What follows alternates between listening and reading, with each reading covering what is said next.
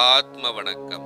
ஆத்மபிதா சுவாமி சிவானந்த பரமஹம்சர் அவர்கள் அருளிய விசாரமே உருவம்.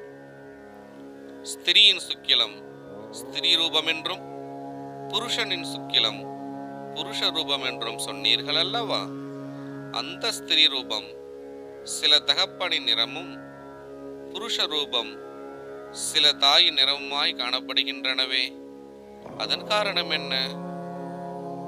புணர்ச்சி சமயத்தில் புருஷன் ஸ்திரீயிடத்தில் அதிக மோகத்துடன் ஏக விசாரமாயிருக்கின்ற சமயத்தில் சுக்கிலம் இலகியதானால் அந்த ஸ்திரீனுடைய உருவம் அச்சுக்கிலத்தில் பிரதிபிம்பிக்கிறது.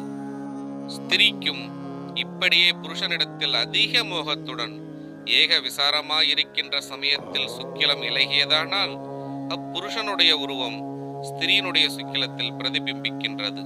அப்பொழுது அந்யோன்யம் பிரதிபிம்பிக்கின்றதே உருவமாக அமைகின்றது. காரணம் விசாரமாகும் உருவம்.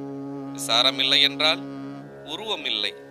அந்த விசாரம் மனத்திலிருந்து உண்டாகிறது. அந்த மனம்தான் சுக்கிலம். அச்சுக்கிலத்தினால்தான் சிருஷ்டி. அந்த சிருஷ்டியே உருவம்.